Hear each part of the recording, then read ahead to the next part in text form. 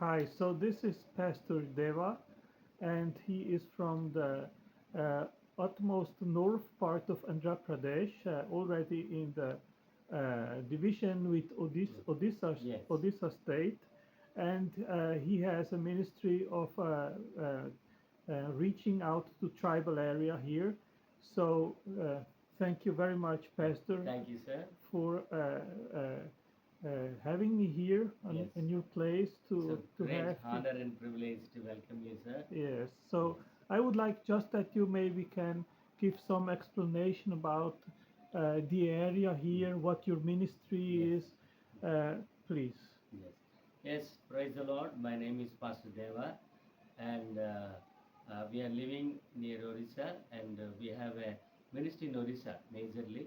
This is a place called Salur. This is our main church, and we have a vision for Orissa because it's a tribal state in India, which is the most poorest and ST state. It is called the tribal state in India. So there are 68 different tribal communities are living here in Orissa. So our vision is to reach them all with the gospel and reach them all with some social activities. So we have been ministering here for the last 19 years, and by the grace of God, we could able to establish a small tribal churches in the hills and the valleys, which is so beautiful. Uh, so this is how we are doing. And Orissa state itself is a persecution state because in 2010, as the all the world uh, came to know that Graham Steins and his two minor sons were being persecuted and they burnt alive in their jeep in 2010. So I was called to the ministry in the same year. So from that 2010 to till now, we are doing God's work, and it's very challenging place. People are very poor and uneducated, no hospitals, no schools, and no electricity, and so many among so many difficult situations we are serving the God. This is the brief introduction about our So, ministry. Pastor, amongst these 68 tribes, how many have been reached with the Gospels and how many still wait to be informed and receiving it? Yes, in among 68 tribal believers, communities, we could able to reach only um, six tribes at present because it's very difficult for them to preach because they believe in superstitious powers and they believe they do the witchcraft and witch doctors since it is filled with all the jungles. So lack of knowledge and lack of education, so all these witch doctors they leading the people to the astray, the superstitious belief system. Even some of the parts they're doing human sacrifices, and I have beaten three times while preaching the gospel, and my wife was beaten two times, and her leg was broken for two times. In these difficult situations, we and the Lord has given us the vision. Our vision is gospel to the tribes in Orissa, and we are doing the four parts. We have divided the vision into four parts. One is tribal evangelism. Second thing is tribal education. We are educating five children, orphan children. Also, the tribal health. Every month we are conducting um, medical camps and like this. The fourth division is tribal development projects. So, Pastor, what are the most urgent needs that you have for your ministry? Yes, the first need is the gospel has to be preached among all the tribal community. They do not know Jesus. So we have to reach them with some social activities. Because they do not know Jesus. If we once go and present the gospel, they don't understand. If we, in order to reach their villages, we need to reach their hearts. We will have to win their favor by doing some social activities like distributing medicine and bore wells and some dress distribution, sometimes groceries distribution. It is allowing us to enter into the uttermost villages of tribal community because they live in the high peak hills, and some of them they live in deep down in the valleys. So we need to walk many miles to reach them. So this is how we are presenting the gospel. So, Pastor, do you have any kind of external support from outside India? No, sir, at present we do not have any external support from India. We have a local church here, so we are, when we share about the need, sometimes they are providing some rice, and some of them are providing some medicine, and according to the need, urgent need, we are collecting little bit of amount to do some social activities like digging the bore wells and wells like this. This is our way. So, how many pastors are working with you? At present, I have 8 pastors with me. We are training them and we are sending them into their own native villages.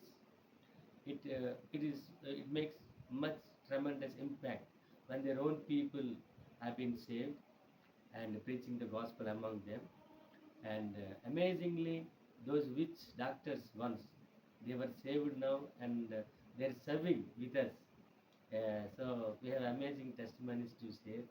And so we are so happy that Sir Otangelo. Otangelo. Archangel Sir came to our church to preach the word, preach about the passion of the Lord Jesus Christ, about the shroud, and we're so excited to learn from his experience. And Pastor Blessing has introduced me about Sir Patanjal. So we came to this conference. Thank you. Thank you so yes. much for continue to pray for us for our tribal ministry. Amen. Amen. Amen. So, we'll have my presentation now, and then afterwards, I Yes. want to hear what your thoughts are. Okay? Yes. Okay. Thank Thank you you very so much. much. Yes. God bless. మనందరి కోసం గట్టిగా చెప్పండి కొడుతున్నామండి రెండు కలిసి హల్లెలూయా హల్లెలూయా అందరూ ఒకసారి బయటికి హల్లెలూయా హల్లెలూయా హల్లెలూయా దేవుని బిడ్డలారా, ఇది మనందరికీ తెలుసు శ్రమ దినాల్లో మనం ఉన్నాము.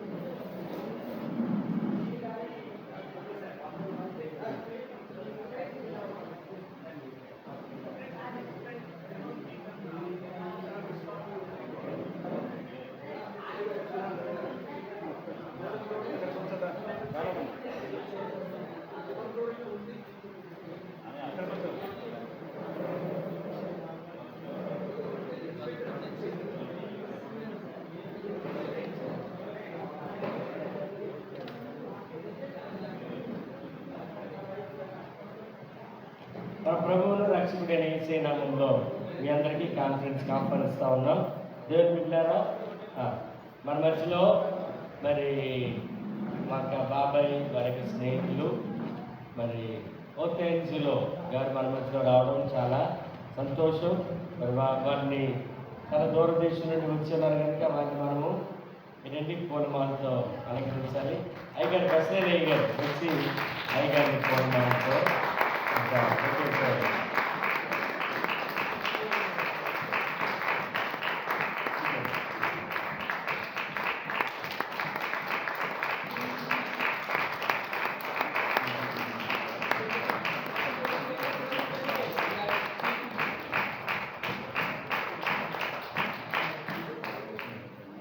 అలాగే మన మధ్యలో మా మా బాబాయ్ అండి అనకాపల్లిలో దేవునికి పరిచయం చేస్తూ ఉన్నారు. వారు మన మధ్యలో ఉండడం చాలా మరి సంతోషం. వారికి మన మధ్యలో ఉన్నటువంటి దేవుని బిడ్డారా మా యొక్క కుమారుడు prince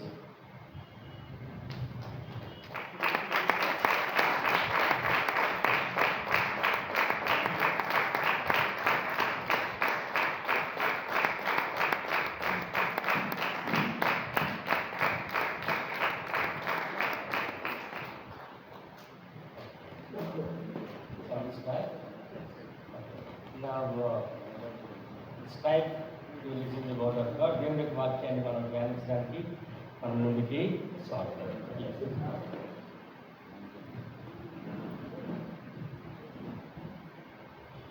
Hello everyone, it is a great privilege to be here with you today and to share the information which I brought with me about the Shroud of Turin.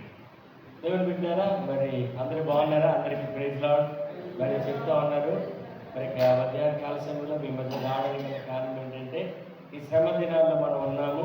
శ్రమ దినాల్లో యేసు ప్రభు వారికి కప్పినటువంటి వస్త్రం ఇంగ్లీష్లో స్రౌడ్ క్లాత్ అంటారు. అది తెలుసు కదండి, వస్త్రం కప్పారు. దాని గురించి కొన్ని విషయాలు మనం నేర్చుకున్నాం. So my name is Otangelo Brasso. I come from Switzerland, but I live in Brazil, almost the other side of the planet. మరి దేవుని బిడ్డారా వారు పుట్టింది బ్రెజిల్లో, కానీ వారు ఇప్పుడు ఎక్కడ అంటున్నారు? స్విట్జర్లాండ్లో ఉంటున్నారు. మరి తర్జుమా అవసరం లేదు అనుకుంటున్నారు. కానీ దేవుని బిడ్డారా ఈ విధంగా వారి పరిచయంలో ముందుకు సాగుతూ ఉన్నారు. So I would like that we start with a Bible verse which is John 23:9. కనుక ముందుగా మన దేవుని యొక్క వాక్యంతో మనము ప్రారంభించుకుందాం. యోహాను సువార్త 23వ అధ్యాయము 7 verse.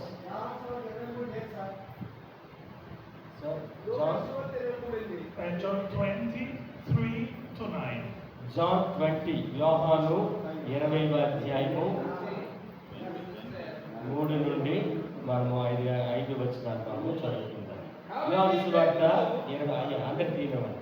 యోహాను సువార్త 20వ అధ్యాయము 3వ వచనం నుండి అందరికి కలిసి చదువుతాము ఒకసారి.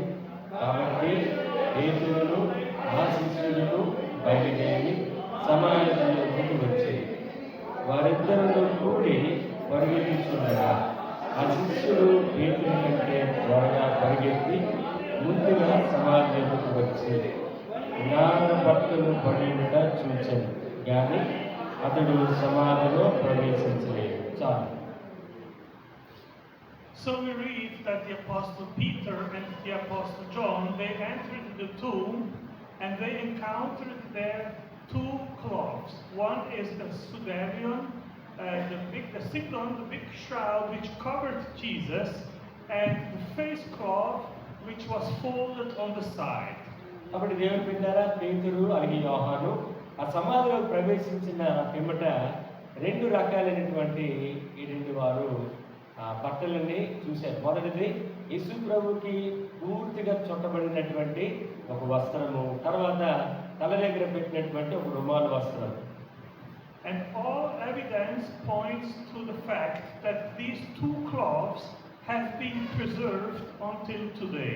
కాబట్టి దేవుని బిడ్డలారా ఇప్పుడు 2700 సంవత్సరాలు పూర్వం అప్పుడు ఆ సమయంలో కప్పబడినటువంటి వస్త్రము ఇప్పటికీ కూడా ఇది సజీవంగా దాచబడి ఉన్నది. The sindon, the shroud, is preserved in the Cathedral of Saint John the Baptist in Turin, Italy. మరి ఇటలీ దేశంలో సెయింట్ మరి యోహాను వారి యొక్క ఒక పెద్ద క్యాథీడ్రల్ ఉంది, దేవుని మందిరము. ఇప్పటికి కూడా యేసు ప్రభు వారికి కప్పినటువంటి ఆ వస్త్రము అది ఇంకా ఉన్నది అక్కడ. And it appeared the first time in Europe in 1355 in Lirey, France. కనుక మొట్టమొదటిగా 1955వ సంవత్సరంలో ఫ్రాన్స్ దేశంలో ఈ వస్త్రాన్ని మరి కనుక్కోవడం జరిగింది. And you can see a copy of this cloth here behind us. కనుక వెనకతలో ఫ్లెక్స్ ఉంది కదండి, యేసు ప్రభు వారిని కప్పినటువంటి ఆ వస్త్రము ఇప్పటికి కూడా ఆ క్యాథీడ్రల్లో ఉంది. And it bears the image of a crucified man. ఇక్కడ మనం చూస్తే సిలువ వేయబడినటువంటి ఒక వ్యక్తి సంబంధించినటువంటి వస్త్రం ఇది. And the second cloth is called the Sudarium of Oviedo. మరి ఇంకొక క్లాత్ ఉంది, దేవుని బిడ్డారా, దానికి ఏదో పేరు చెప్పారు, మనం దాన్ని పలకడం రావట్లేదు. Which is stored in Oviedo in Spain. అది ఓవియేడో అనేటువంటి మాట స్పెయిన్ దేశంలో ఏంటంటే స్పెయిన్ దేశం భాషలో రాయబడి ఉంది. So we will give a closer look now to the shroud. కాబట్టి ఇప్పుడు ఈ వస్త్రాన్ని గురించి దేవుని బిడ్డగా మనము లోతుగా మనం అధ్యయనం చేయడానికి ముందుకు వెళ్తాం. So you see here the front image on this side. This is the front image. అది ముందుటి భాగం అండి, అది తల వైపు నుండి. And we see the back side of the image, which is this part here. ఇక్కడ నుండి ఆ రెండో పార్ట్ ఎక్కడైతే మధ్యలో మడుతుందో అక్కడ నుండి వెనుక తట్టు ఏంటంటే ప్రాంతం కప్పబడినటువంటి వస్త్రంగా కనిపిస్తూ ఉంది.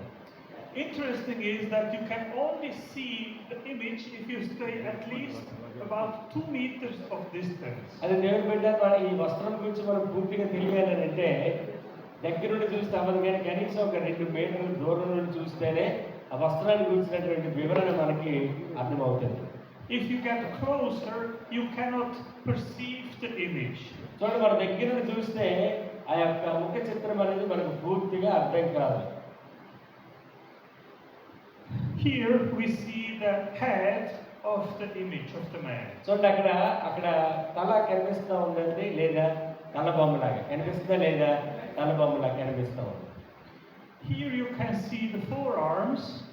ఇక్కడ మనం చూస్తే ముడవబడినటువంటి 2 చేతులు ఇక్కడ కనిపిస్తూ ఉన్నాయి. And here the hands.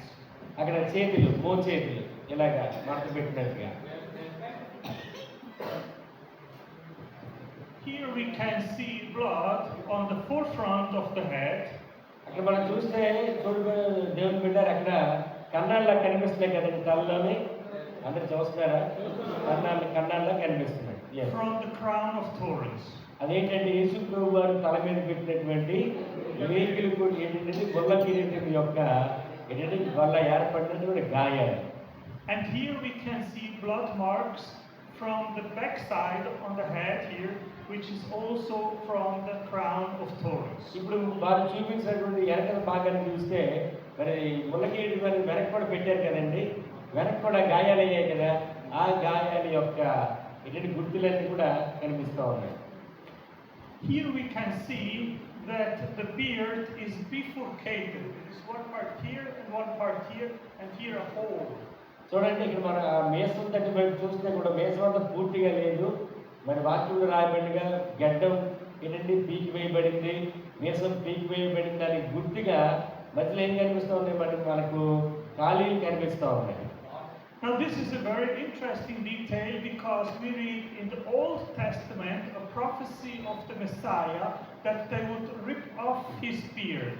కానీ దేవుని బిడ్డ ఆశ్చర్యకరమైన సంగతి ఇంకోటి ఏంటంటే వారు యేసు ప్రభు వారికి గడ్డాన్ని పీకి వేస్తారని పాత నిబంధన గ్రంథంలో కూడా రాయబడి ఉన్నారు. Now this is an interesting detail because it is not reported in the Gospels, but we see it here on the shroud. చూడండి దేవుని బిడ్డారా, క్రొత్త నిబంధన గ్రంథంలో ఆ ప్రవచనం రాయబడలేదు, అంటే సువార్తలో రాయబడలేదు, కానీ యేసు ప్రభు వారికి గడ్డాన్ని పీకుతారనేటువంటి మాట ఎగులో రాయబడిందండి, పాత నిబంధన గ్రంథంలో రాయబడింది. చాలా ఆశ్చర్యం కదండి, చాలా ఆశ్చర్యం. these marks are real blood. చూడండి అక్కడ ఏవైతే గురుతులు ఉన్నాయో అవి నిజమైనటువంటి రక్తపు గురుతులు. యేసు ప్రభువుని ఏంటంటే సమాధి చేసి కప్పారు కదా, నిజమైన రక్తపు గురుతులు అవి. So in 1978, the most intensive scientific study was performed on the shroud. కాబట్టి దేవుని బిడ్డారా 1978వ సంవత్సరంలో మరి మొట్టమొదటిగా వస్త్రం మీద ప్రపంచంలో ఉన్నటువంటి శాస్త్రజ్ఞులందరూ కూడా పరిశోధించడం ప్రారంభించారండి. And they confirmed that this is blood type AB.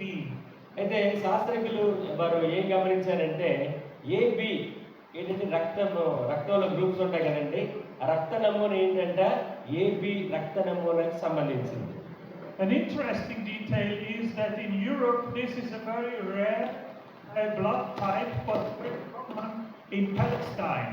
కాబట్టి దేవుని బిడ్డారా యూరోప్ దేశంలో ఈ రక్త నమూనా కలిగినటువంటి వారు ఎవరు ఉండరంట. ఈ రక్త నమూనా ఎక్కడదంటే ఏంటండి మరి మన యొక్క ఆసియా ఖండంలో ఏంటంటే పాలస్తీనా దేశంలో ఉన్నవారిని వారు నిర్ధారించారు. This blood has a particle which is called creatinine.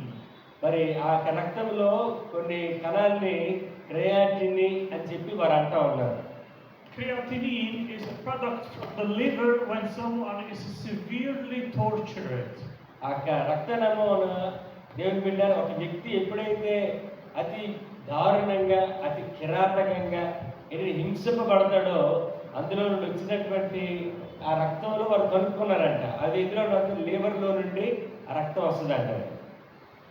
So in 1978, when this intensive 5 days study was performed on the shroud, the official photographer, his name was Barry Schwartz. కాబట్టి 1978వ సంవత్సరంలో దేవుని బిడ్డ 5 నెలలు సంపూర్ణంగా దాని మీద పరీక్ష చేసిన తర్వాత ఒక ఫోటోగ్రాఫరు ఈ గుడ్డకి ఆ ఫోటో తీయడం జరిగింది. He was a Jew and he did not believe in Jesus. చూడండి, ఈ ఫోటో తీసిన వ్యక్తి ఎవరంటే ఒక యూదుడు. ఆ యూదుడు యేసు ప్రభువుని నమ్మినటువంటి వ్యక్తి కానే కాదండి.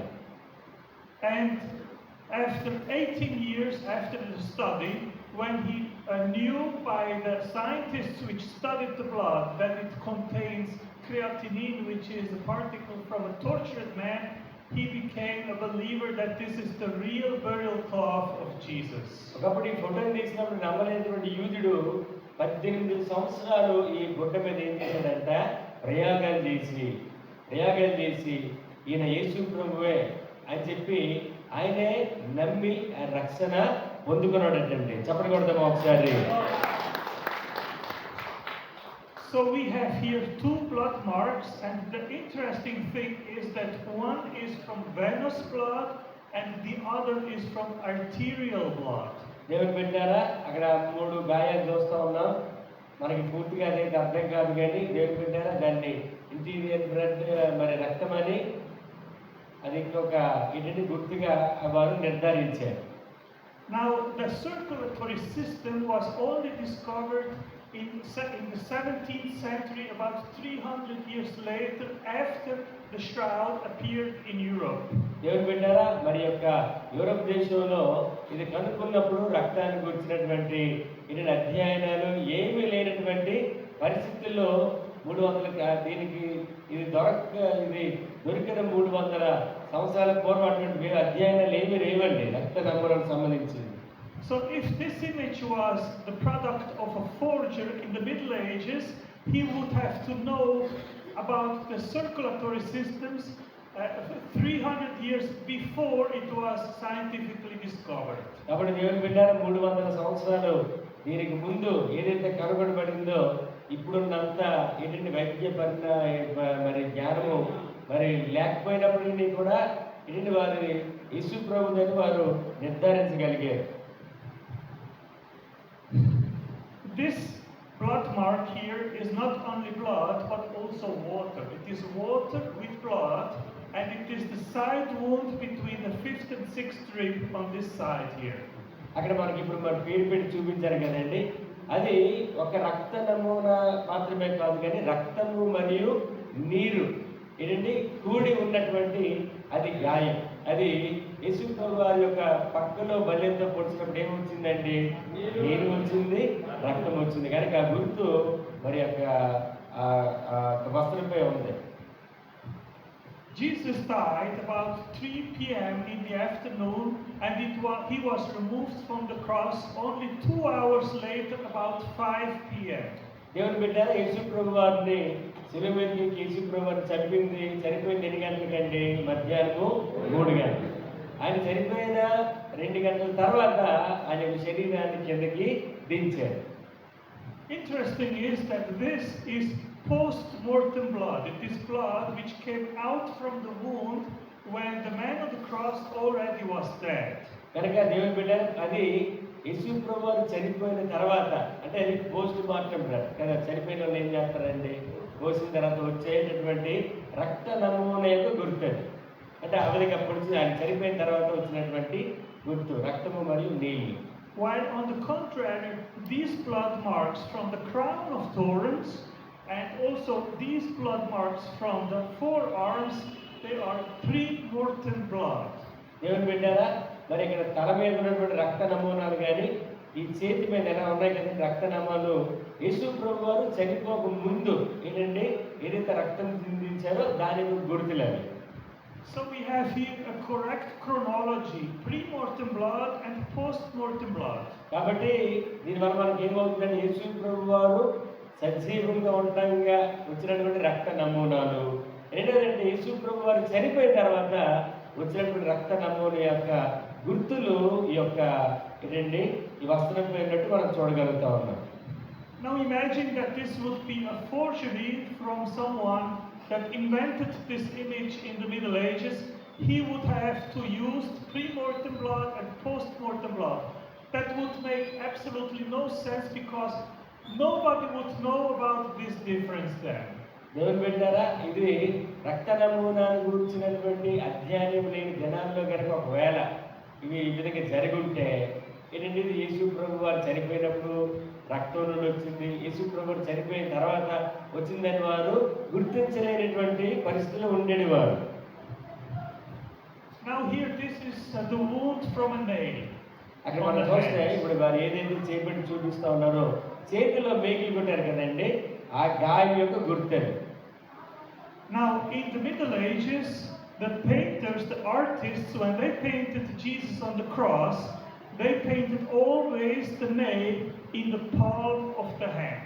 మనము దేవుని బిడ్డను ఎప్పుడైనా ఏదైనా ఫోటోలో చూస్తే మనకి ఏం గుర్తుంటే యేసు ప్రభువుని ఎక్కడ సిలువ వేశారు అనుకుంటున్నామండి. మనము చేతి అరచేతిలో మధ్యలో వేశారు అని మనం అనేకమైనటువంటి చిత్రాలు చూసాం. మనం The shroud is the only image that we know from that which appeared in that period in Europe, which has the nail not on the palm of the hand, but here in a place which is called the distal space.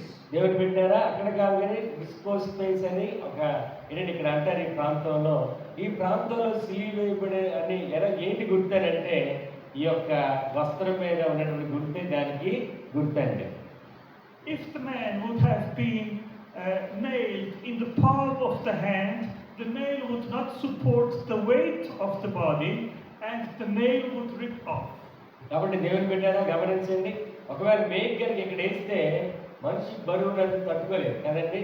ఆ wait దాని మీద ఒకవేళ అంత బరువు వేస్తే make అనేది కనుక వచ్చేటటువంటి ఇది వచ్చేసేటటువంటి ప్రమాదం ఉంది కాబట్టి అక్కడ వారు మేక్ వేయలేదు.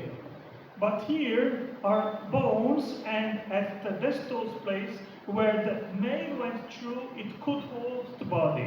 కాబట్టి దేవుని బిడ్డ యొక్క ఈ స్థానంలో ఏదంటే దుమ్ముల యొక్క ఆ జాయింట్ స్థానంలో వేస్తే మనకి మనిషి యొక్క శరీర బరువును అది ఏం చేయగలదంటే అది మరి భరించి కాస్తుంది. Now here these blood marks, they show two positions on the cross. They are two directions of blood. కాబట్టి అక్కడ రెండు గుర్తులు చూసారా ఉన్నాయి, అవి రెండు మార్గాలు చూపించినట్లుగా ఉన్నాయి మనకి. Because when Jesus was on the cross, he had to breathe, and in order to breathe, he had to be in an up position. కాబట్టి చాలా జాగ్రత్తగానండి దేవుని పెట్టారా. అది రెండు గుర్తులుగా ఎందుకున్నాయనంటే ఆయన ఊపిరి తీసుకోవడానికి ఏం చేసేవాడండి, ఇలాగ పైకి లేవాల్సినటువంటి పరిస్థితులు వచ్చినప్పుడు ఏమవుతుందండి, రెండు గుర్తులు అనేవి అక్కడ ఏర్పడ్డాయి. So, కిందకి పైకి.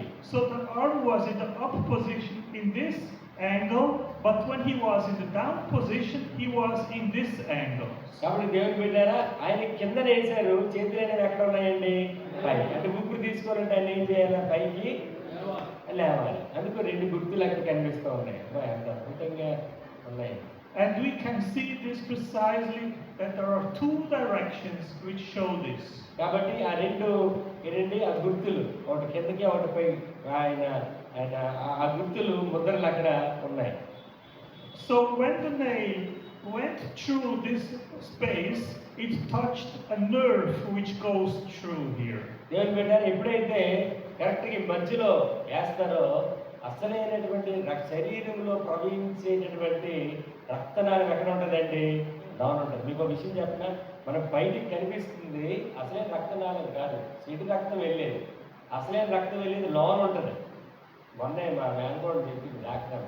కాబట్టి దేవుని బిడ్డారా, ఇక్కడ లోన్ ఏదైతే ప్రవహిస్తుందో అక్కడ మేక్ చేశారు. And any movement caused incredible pain.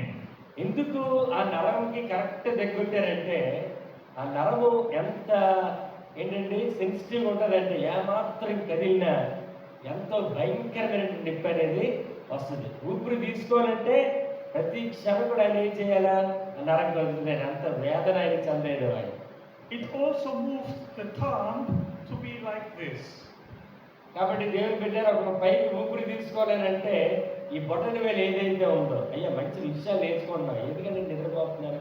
ఒక ఊపిరి తీసుకొని పైకి లేవాలని అంటే ఈ వేలు అనేది ఏమవ్వాలండి? కిందకి రావాలి. And indeed, we see here on the hands just 4 fingers. The nail, the tongue cannot be seen because he was covered. అక్కడ మనం చూస్తే 4 వేళ్ళు కనిపిస్తూ ఉన్నాయి, 5వ వేలు కనిపించట్లేదు. ఎందుకంటే వారు సిలువ వేసినప్పుడు ఆ వేలు అక్కడ కనిపించలేదు.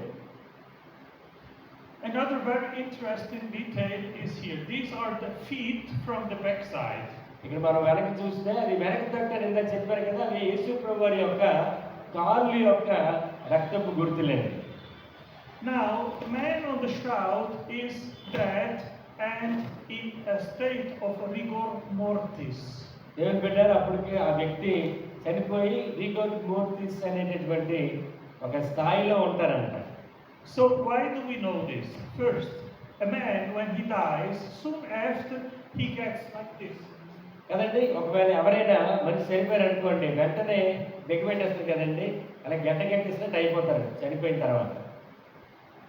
And when Jesus was on the cross, the feet, they were in this position. మరి యేసు ప్రభువుని మరి కాలుకి మేకులు కొట్టినప్పుడు ఈ పొజిషన్ లో కాలుకి మేకులు కొట్టారు పెట్టి. And one day went through the 2 feet. మరి ఒకే ఒక మేకు 2 కాళ్ళు కూడా ఏం చేశారండి? వాళ్ళు దిగగొట్టారు. So when he died, he got into rigor mortis and he remained in that position that he was on the cross. కాబట్టి యేసు ప్రభు వారు శరీరాన్ని దించేసిన, వినండి చాలా జాగ్రత్తగా, మేకు మీద ఉన్నట్టు తన కాళ్ళు ఎలా ఉండేయో, అప్పుడు చనిపోయారు కాబట్టి ఆ కాళ్ళు అలాగే ఉండిపోతాయి కదండి. చనిపోయారు కాబట్టి అదే ఆ పొజిషన్లో ఆయన ఉండిపోయారు దించినప్పుడు కూడా.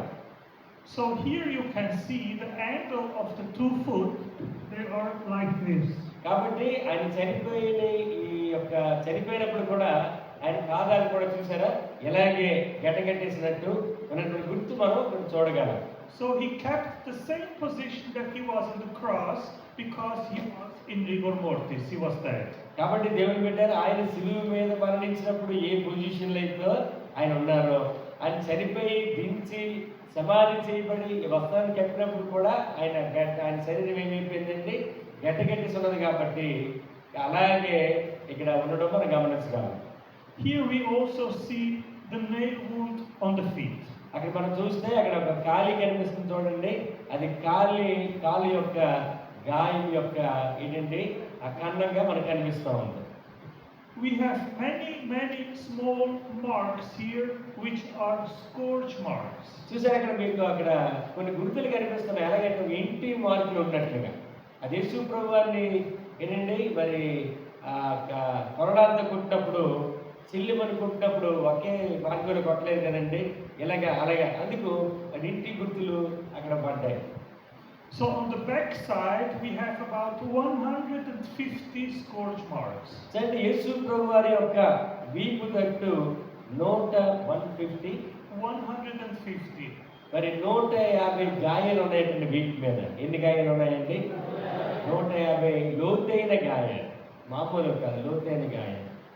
And on the front side, 120 scourge marks. మరి యొక్క ముందు భాగంలో 120 పెద్ద గాయాలు ఉన్నాయండి. ఎన్ని గాయాలు ఉన్నాయండి? ఆమె రాసుకుంటే మన ప్రసంగంలో వాడుకోవడానికి బాగుంటుంది. రాసుకుంటే మంచిది. 150 వెనక తట్టు ఉన్నాయి, 120 ఈ తట్టు ఉన్నాయండి, ముందు భాగంలో ఉన్నాయి. So each time that he was scourged, it left between 4 and 6 marks. That means that he was scourged about 120 times total. అంటే ఒక్కసారి ఒక కొరడా కుట్టారంటే అంటే దానికి ఉన్నటువంటి ముళ్ళులు బట్టి ఎన్నిసార్లు తగిలిందంటే ఆయనకి 120 సార్లు తగిలిందంట. ఏది? ఒక కొరడా దెబ్బ. గమనించాలి, ఒక కొరడాతో కొడితే ఎన్ని గాయాలు అయ్యాయండి? 120. అవి చిన్న చిన్న గాయాలు, అంటే మన పెద్ద గాయాలు అన్న కదా కాదు. So the Jews, they had a law that a man could not be scourged more than 39 times. మరి యూదుల యొక్క ఆచారం ప్రకారము ఎన్ని కొరడా దెబ్బలు కొట్టాలండి?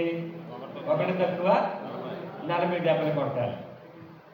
But Jesus was not scourged according to Jewish law, but Roman law. చూడండి, అయితే ఒక విషయాన్ని మనం గమనించాలి. ఈ మరి యూదుల యొక్క ఆచార ప్రకారంగా కొరడాతో కొట్టబడలేదు, కానీ ఎవరి ఆచార ప్రకారం కొట్టబడ్డారు? రోమీల యొక్క ఆచార ప్రకారము కొట్టబడ్డారు. అది మనం గమనించాలి. And the Romans, they had no limit. మరి రోమీలు సైన్యం ఎంత కఠినమంటే వాళ్ళకి ఏమైనా జాలి కనికరం ఉందండి? జాలి కనికరం లేదు. నాకు ఇచ్చినట్టు కొట్టేశారు వాళ్ళు. The only thing that they cared of that the victim should not die. చూడండి, వారు ఎంత కొట్టినా వారి యొక్క ఆలోచన ఏంటంటే మనిషి చావకూడదు, కానీ మనిషిని ఏం చేయాలి? మనము శిక్షించాలి. చనిపోతే ఒకసారి చనిపోతుంది కదండి, కానీ అలా కాదు. గోపిల యొక్క క్రూరత్వం ఏంటంటే మనిషి అయితే చావకూడదు, కానీ వాడిని ఏం చేయాలా? శిక్షించాలి. Now here, there is a very interesting thing that there is a seam and the part which was sticked to the cloth. చూసారా, దేవుని బిడ్డ యేసు ప్రభు వారికి కట్టినటువంటి గుడ్డ మీద మనకి అది కనిపిస్తూ ఉంది. ఇప్పుడు వారు మనకు చూపించింది. This is a seam which has never been encountered in medieval Europe. అప్పుడు దేవుని బిడ్డారా, మరి యొక్క యూరోప్ దేశాలు ఇటువంటి సాంప్రదాయం లేదండి. ఇక్కడ మనకు కనిపిస్తున్నటువంటి విధానంలో It hasn't been encountered only one time in Masada in Israel from a cloth from the 1st century. మరి యొక్క పద్ధతిని 1వ శతాబ్దంలో మాత్రమే చూడగలరంట. So most likely the linen cloth is from Judea 1st century and not medieval Europe. కాబట్టి దేవుని బిడ్డారా, యేసు ప్రభు వారికి కప్పినటువంటి ఈ యొక్క కప్పినటువంటి ఏంటంటే ఇది యోధియాలో దొరికినటువంటి మరి ఇది గుడ్డ అని చెప్పి వారు నిర్ధారించారు. So can we put the screen and start with these panels, please? కాబట్టి దాని గురించినటువంటి వివరణ అందరికి అర్థమైందని అనుకుంటున్నాం. ఇది ఏం క్లాస్ చెప్పండి? యేసు ప్రభు వారు చనిపోయిన తర్వాత కప్పినటువంటి క్లాత్ అంటే ఎప్పుడైనా ఒకవేళ మనం వెళ్ళగలిగితే ఇప్పటికి కూడా సందర్శనార్థము దాన్ని అలాగే ఉంచారు. దాన్ని మనం చూడవచ్చు. ఇంకా మనకు కొంచెం లోతుగా ఈ యొక్క యేసు ప్రభు కప్పినటువంటి వస్త్రాల గురించి మనం చూడడానికి ప్రయత్నం చేద్దాం. చూడండి, ఇది ఉజ్జీవ ప్రసంగం కాదు కాబట్టి చాలా జాగ్రత్తమైనది. నెమ్మది వింటే మనకు కొంత లోతైనటువంటి అవగాహన మనకి వస్తుంది. నా చేతితో పట్టుకోవాలి, మీ అందరూ కూడా ఇలా పట్టుకోండి. సెంటర్లో పెట్టండి అన్న.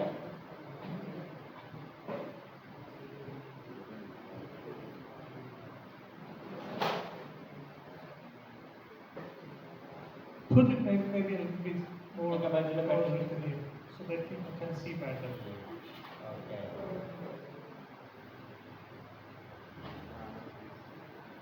యేసు ప్రభు యొక్క సిలువ గురించి ధ్యానం చేయాలంటే ఎంత సబ్జెక్ట్ అండి. మనం ఏంటంటే 4 వేలు కొట్టిండు దిగ్విజయని అని అంటాం, కానీ ప్రతి దారం గుడ్డ, ప్రతి గుడ్డకి ఎంతో ఎంతో ఏంటంటే అర్థం ఉంది, మనకి నేర్చుకోవాలంటే చాలా లోతుగా. Yes. So maybe you can ask yourself, is it possible that a linen cloth could be preserved for 2000 years? అది మనకి ఈ గుడ్డను చూసినప్పుడు మనకు ఒక అనుమానం రావచ్చు. అది లెనిన్ క్లాత్తో చేయబడింది కదండి. అది 2000 సంవత్సరాలు ఇప్పటికి కూడా అది ఉంటుందా, అది సాధ్యమేనా, ఆ వస్త్రం ఉండడం సాధ్యమైనటువంటి ఒక అనుమానం మనకి రావచ్చు. We have here linen preserved 5000 years from Egypt. చూడండి, ఈ ఐగుప్తు నుండి చూడండి దేవుని బిడ్డలు 5000 సంవత్సరాల పూర్వం కప్పినటువంటి వస్త్రం ఇప్పటికి కూడా కనుగొన్నారండి శాస్త్రజ్ఞులు. అది కూడా నారతో చేయబడిన linen వస్త్రమే. So linen can remain preserved for thousands of years when it is in a dry place. కాబట్టి దేవుని బిడ్డరా, ఐగుప్తులో వారు ఏంటంటే మమ్మీ కప్పినటువంటి వస్త్రమే 5000 సంవత్సరాలు అయిందని అంటే 2000 సంవత్సరాలు కదండి యేసు ప్రభుని చెప్పి ఆ వస్త్రం ఇప్పటికీ ఉంటుందా లేదా? ఉంటుంది. The linen cloth of the shroud has a 3-to-1 twill herringbone. ఇక్కడ మనం చూస్తే హెర్రింగ్ బోన్ మరి ట్విల్ నేతతో చేశారంట. This is a very expensive high value linen. దేవుని బిడ్డలు, అది చాలా ఖరీదైనటువంటి నేత. ఎందుకంటే యేసు ప్రభు వారు ధరించుకున్న వస్త్రం ఎటువంటి చెప్పండి, రాజులు ధరించుకున్న, అవునా కాదా? కనుక అంత ఖరీదైన నేతతో చేయబడిన వస్త్రం అది. It would make no sense for a forger in Europe in the Middle Ages use such an expensive cloth. కాబట్టి ఆ ప్రాంతంలో దేవుని బిడ్డరా, యూరప్ దేశంలో కానీ యూరప్ ఖండంలో కానీ ఎక్కడా దొరకలేనంత ఎన్ని శుద్ధమైనటువంటి నార వస్త్రం అక్కడే యూదేలోనే తయారు చేసేవారంట. Because the crowd would not be able to make a difference between an expensive cloth and just a normal cheap one. కాబట్టి దేవుని బిడ్డలు, మనకు సాధారణంగా నార వస్త్రం అంటే లినిన్ అంటారు కదా, మనం కూడా వేసుకుంటాం. అందులో కూడా చాలా చాలా రకాలు ఉన్నాయా లేదండి? మనం అనడానికి ఒకే వస్త్రం వేరేస్తాం కానీ ఏంటంటే మీటర్ 500 దొరికేది ఉంది, మీటరు 10,000 కూడా దొరికేటటువంటి వస్త్రం ఉంది. Now in Israel they had a rule that the linen for rituals and for burial had to be pure linen without mixture. కాబట్టి ఇశ్రాయేల్ దేశానికి ఒక ఉన్నటువంటి సాంప్రదాయం ఏంటంటే దేవుని బిడ్డ ఏ వ్యక్తి ఎవరిని సమాధి చేసినా అది అచ్చమైన స్వచ్ఛమైనటువంటి నారతో అంటే లినిన్ మరి ఆ వస్త్రాన్ని వాడేవారంట. And the shroud is pure linen. కాబట్టి దీనివల్ల మనకి ఏమర్థం అవుతుందంటే యేసు ప్రభు చనిపోయినప్పుడు కప్పినటువంటి వస్త్రము శుద్ధమైన ఎటువంటిదండి, అచ్చమైన నార, లేకపోతే ఇప్పుడు దాని నారని ఏమంటారండి, లినిన్ క్లాత్తో తయారు చేయబడింది. Now in Europe they had a loom to make linen cloths, but they used the loom also for making other fibers like cotton or wool or whatever. మరి యూరోప్ దేశంలో అక్కడ కూడా లెనిన్ క్లాత్ దొరుకుతుంది కానీ దాన్ని ఏం పెట్టారు దేనితోనంటే ఇంక దాంట్లో మిక్స్ చేస్తారంట. ఏది దూదిని గత కొంత వేరు వేరు పదార్థాలు మిక్స్ చేసే నార బట్టలు తయారు చేస్తారు యూరోప్ దేశంలో. So when they changed from one fabric to another, always some traces, for example, of cotton would remain in the other fabric like linen. కాబట్టి మరి యూరోప్ దేశంలో మనం చూస్తే స్వచ్ఛమైనటువంటి లెనిన్ దొరకదు కానీ కొంచెం మిక్స్ అయింది దొరుకుతుంది. ఆయా సందర్భాలు ఉతికేటప్పుడు ఏమైపోతుందండి, ఇది వేరే అయిపోద్ది, అది వేరే అయిపోద్ది.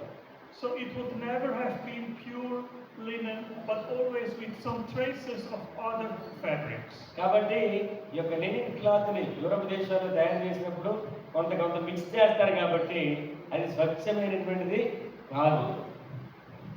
Another interesting detail is that the size of the shroud is 2/8 Assyrian cubits.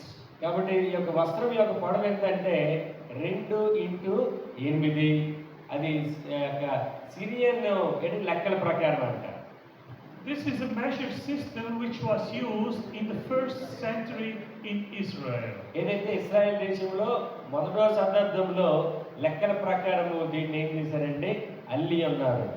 In Europe they did not know about this size system. కాబట్టి దేవుని బిడ్డలారా, మరి యూరప్ దేశంలో ఈ సైజ్ సిస్టమ్ అనేది అప్పటికి లేదంట. అది ఈ విధంగా కొలిచి అక్కడ మన యోధా ప్రాంతంలోనే ఉండేది.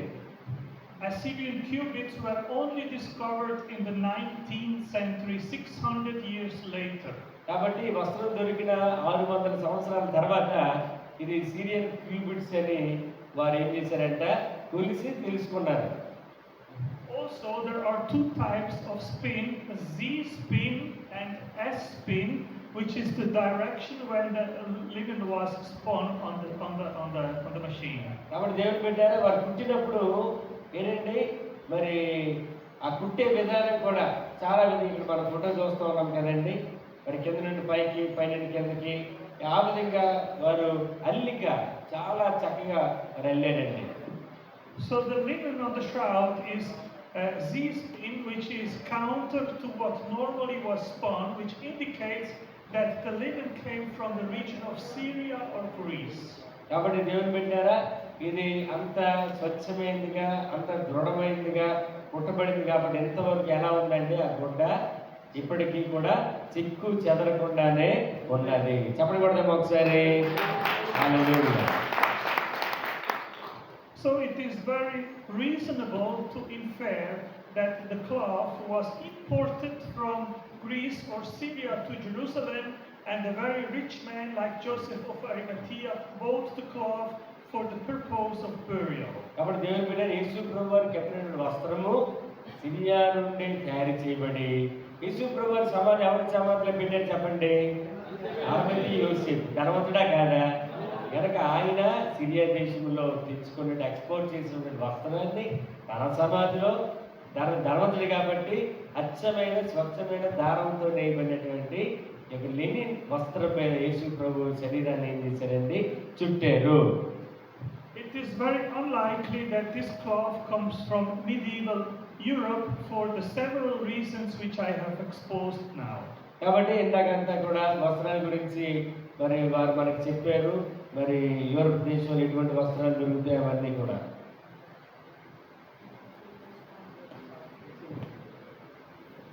ఇది వస్త్రాలు గురించినటువంటి కొన్ని విషయాలు మనము నేర్చుకోవడానికి దేవుడు పంపించాడు.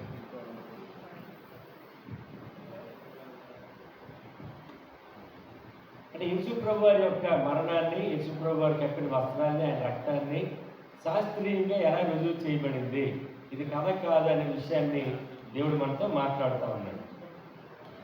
So in 1971, when this scientific investigation was performed, a Swiss criminologist, his name is Max Frey, he took stick samples from the surface of the cloth. కాబట్టి దేవుని బిడ్డారా, ఈయన ఒక సైంటిస్ట్ డాక్టర్ మాక్స్ ఫ్రీ.